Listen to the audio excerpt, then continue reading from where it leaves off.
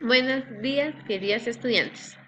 There'll be girls across the nation that'll eat this up. Babe, I know that it's your soul, but could you bottle it up? Get down to the heart of it. No, it's my heart, your shit out of your luck. Don't make me tell you again. Woo! Love, love, love. Hey. Love, love, love, love. I do it, love. Love, love, love. Para el día de hoy tenemos la lección 2 de didácticas especiales. En ella vamos a hablar del trastorno espectro autista y de la discapacidad intelectual. Vamos a hablar de todo lo que tiene que ver con las ciertas características que nos pueden alarmar a nosotras como docentes, llegado el caso de tener algún estudiante con alguna de estas discapacidades y cómo se abordaría en el aula. Empezamos con el primero, que es el trastorno espectro autista, que se caracteriza como tal por lo que ya les habíamos hablado acerca de las diferentes limitaciones sociales. Perfecto, hablamos de tres dificultades súper importantes.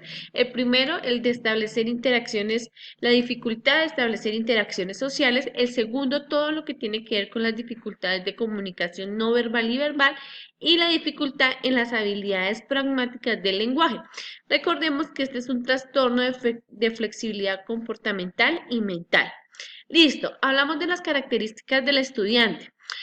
Hablamos de tres como tal que establecen o radica su dificultad en toda la parte de la interacción social.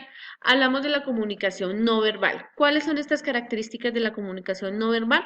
Es decir, que no establecen contacto visual con su interlocutor, que no tienen una expresión gestual fuerte, que no utilizan tampoco las manos, digamos, como una expresión hacia la otra persona, y simple y llanamente no hay, en la mayoría de veces no hay un contacto visual o algo como de establecer la frente en alto en cuanto a la dinámica que se tenga con otra persona en relación, digamos, de una conversación. Hablamos de la formación de amistades, es algo que a ellos se les dificulta, que se ve, digamos, como tal, muy marcado desde la parte de preescolar. Son niños que prefieren estar solos o son niños que simple y llanamente en el momento del juego solo establecen contacto visual con los niños que están jugando, más no juegan. Y por tanto la dificultad de la formación de amistades con sus propios compañeritos o con sus pares.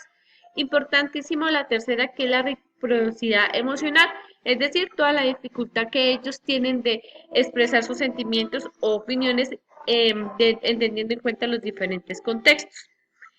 Listo. Hablamos también que cuando nosotros tenemos de pronto algún estudiante y no sabemos de pronto qué son, cuáles pueden ser los signos de alarma, digamos que el Ministerio de Educación nos da las siguientes herramientas. Vamos a encontrar las dificultades más recurrentes en el sistema educativo formal para la detección temprana, que es súper importante, de un estudiante con el TEA. Hablamos de la primera, que son todas las relacionadas con el dominio de reconocimiento y comprensión social, es decir, todo lo que tiene que ver con las normas básicas de un colegio, como sentarse, pararse, levantar la mano, saludar, seguir las rutinas. Hablamos del dominio de la comunicación y la comprensión pragmática, de qué manera ellos logran expresarse y entablar una comunicación verbal, pues obviamente se les va a dificultar toda la parte de contextos, y también súper importante que ellos logren comprender, digamos, esa partecita. Relacionadas con el dominio de la flexibilidad mental y comportamental. Cuando hablamos de una flexibilidad mental, hablamos de todo lo que tiene que ver el sarcasmo, las bromas, los juegos. De qué manera nuestra mente está abierta, digamos, a entender esas situaciones. Pues digamos que con ellos se les dificulta bastante la parte del sarcasmo, la parte del juego. Y por ejemplo, cuando son juegos, son personas que se apegan demasiado a las reglas del juego. Y cuando se relacionan con dos o más dominios de las anteriormente descritas, pues hablamos que tienen dificultad en la realización de hacer varias tareas, digamos, entendiendo de pronto las dinámicas anteriores. Listo. Importantísimo que las necesidades educativas de los estudiantes con TEA hablen de esa limitación significativa, y vamos a hablar directamente de la educación preescolar con algunas de las necesidades que se requiere una mayor atención y de donde nosotros vamos a sacar como tal algunas actividades para trabajar con ellos en el aula. Adquisición de normas básicas y de rutinas, todo lo que tiene que ver desde el saludo, desde la llegada, desde la parte donde queda su puesto, todo lo que tiene que ver con las rutinas que se implementan en una institución educativa o en un horario normal. El aprendizaje de sociales, de habilidades sociales básicas, todo lo que tiene que ver con la interacción con su otro compañero. Una actividad o una estrategia aquí puede ser que con el niño que de pronto nuestro estudiante con TEA tenga más de pronto cosas en común o él le sienta esa confianza, va a ser nuestro niño que va a ser sombra para él y nos va a ayudar a liderar esos procesos educativos con nuestro estudiante con TEA. El desarrollo de hábitos de autonomía desde la parte verbal que le permita a él expresarse, que le permita a él pedir las cosas que necesita en el momento, si necesita ir al baño, lograr establecer esa confianza y el inicio de la regulación del comportamiento, que es todo lo que tiene que ver como tal con todas esas expresiones para lograr adaptarse con mayor facilidad a esas situaciones. Listo, la generación de ambientes estructurados. ¿Qué vamos a hacer nosotros en el aula? Organizar todo lo que es en cajas, en contenedores, los juguetes y material didáctico, estableciéndose en un lugar específico para cada uno de ellos. Digamos que una de las características que también tienen estos estudiantes con TEA es que son personas muy organizadas y que de alguna u otra manera se rigen tanto a lo que uno les dice y a las normas sociales, pues que cualquier, digamos, cualquier imperfección en cuanto a su rutina, pues para ellos les genera una dificultad.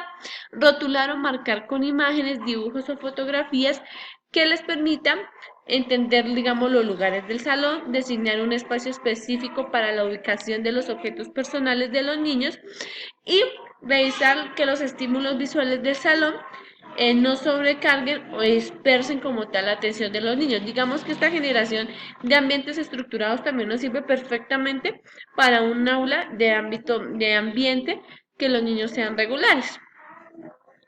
Hablamos de unas herramientas importantísimas para los docentes. Listo. Primera, dar cortas y claras instrucciones al grupo y luego sí lo vamos a dirigir en concreto. Pues no debemos esperar que nos mire a los ojos o se gire o nos esté escuchando. Cuando lo hablemos, procuremos que no haya otros estímulos que lo permitan pues como tal distraer. Hay que fragmentar las instrucciones paso a paso y por lo general cuando hablamos de que no se le sobrecargue información es simple y llanamente para que no tenga una carga de estrés al no poder de pronto comprendernos de forma rápida de pronto lo que nosotros queremos decir. Permitirle estar solo cuando así él lo prefiera, buscar lugares con pocos estímulos para el trabajo individual, anticiparle cualquier cambio en la rutina. La rutina para ellos lo es todo. Entonces, llegado el caso, hay que ser de pronto muy claro si se llega ese día a tener alguna actividad extracurricular. Evitar el lenguaje y la comunicación de usos figurados que no sepa o no comprenda. Vamos a la flexibilidad mental. Utilizar sus intereses y preferencias para lograr los conocimientos y mediar en los conflictos, ayudando a todo lo que son compañeros y pares a comprender la manera en cómo nuestro estudiante interpreta las relaciones sociales, y esto va más allá de todo lo que tiene que ver de pronto con el trabajo con la comunidad y la concientización desde la inclusión para que nuestro compañerito se sienta aceptado. Listo. Bueno, vamos ahora con todo lo que tiene que ver con nuestros estudiantes de discapacidad intelectual. Entonces, hablamos desde la parte, digamos, conceptual, que son aquellas personas que se caracterizan obviamente por tener una alimentación significativa en su funcionamiento intelectual, en la conducta adaptiva y en habilidades conceptuales, sociales y prácticas indispensables para una vida autónoma e independiente.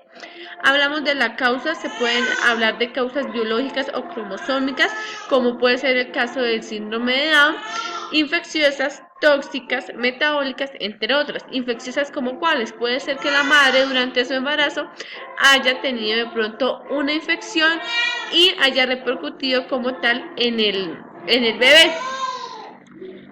También se dan, por ejemplo, los casos donde los niños son alérgicos a cualquier medicamento y no se sabe, de pronto también puede causar como tal un daño en la parte, digamos, cerebral o intelectual. Importantísimo saber que la mayoría de casos no se establece como tal de dónde viene el origen de la discapacidad. Listo. Características intelectuales en los estudiantes. Entonces encontramos estudiantes en nuestras salas, en nuestras aulas, qué pena, cuando las dificultades se centran en dos tipos de ramas, en el procesamiento de razonamiento y en las funciones ejecutivas.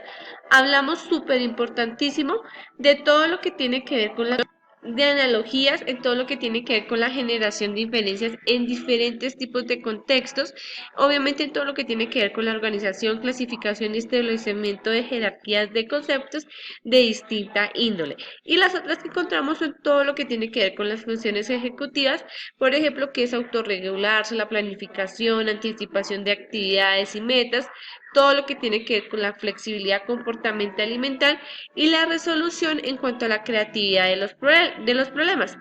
Estas son características intelectuales de todo lo que tiene que ver con nuestros pequeñitos con discapacidad intelectual. Importantísimo también que entendamos que estos van variando. Listo.